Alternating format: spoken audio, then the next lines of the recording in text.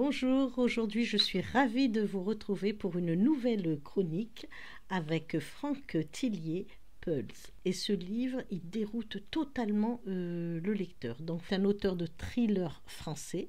On le connaît déjà depuis 2003 où il a écrit Train d'enfer pour Ange Rouge. Et en 2013, il sort donc ce 13e roman, Pulse. Et il a écrit bien d'autres après, évidemment. Comme l'indique le titre, pour trouver l'auteur des crimes, il faut reconstituer le pulse. Ensuite, faut-il savoir qu'on est en présence d'indices, parce que l'auteur nous balade et on ne sait jamais ce qu'il faut retenir de l'histoire, ce qui va nous conduire à des indices, ceux qui sont vraiment les indices et qui sont vraiment les personnages. Le roman débute avec Lucas Chardon, attaché à un lit d'hôpital, relié à divers appareils et réclamant sa psychiatre. Parallèlement, on apprend que le 22 décembre, 8 joueurs d'une chasse au trésor sont assassinés dans un refuge dans les Alpes. Chloé Sanders parvient à décider Ilan, son ex-petite amie, à jouer à nouveau à Paranoia. Paranoia est un jeu en ligne et pour trouver des indices et gagner les 300 000 €. De plus, on apprend que les parents d'Ilan étaient des chercheurs en neurosciences et ils lui avaient laissé une enveloppe marron et un cahier.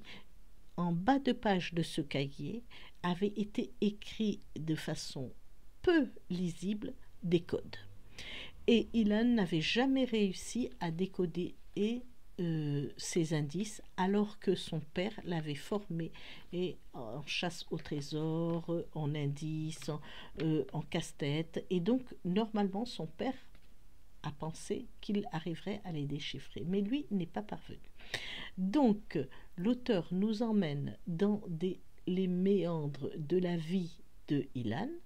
Parallèlement, il nous fait découvrir des personnages dont on ne sait pas faire le lien avec les jeux. C'est à nous, lecteurs, de le découvrir. Dans un premier temps, Ilan remarque le signe noir. Le signe noir, signe comme l'oiseau, C-Y-G-N-E. Ce signe conduit à une clé qui va nous permettre de trouver les réponses aux indices et arriver à avancer dans le jeu pour gagner les 300 000 €. Voilà, le décor est posé. J'ai aimé chercher les indices et suivre l'auteur dans ce lieu clos. Il va falloir faire preuve d'imagination pour résoudre les énigmes. Voilà, je vous souhaite une bonne lecture et à bientôt pour d'autres chroniques.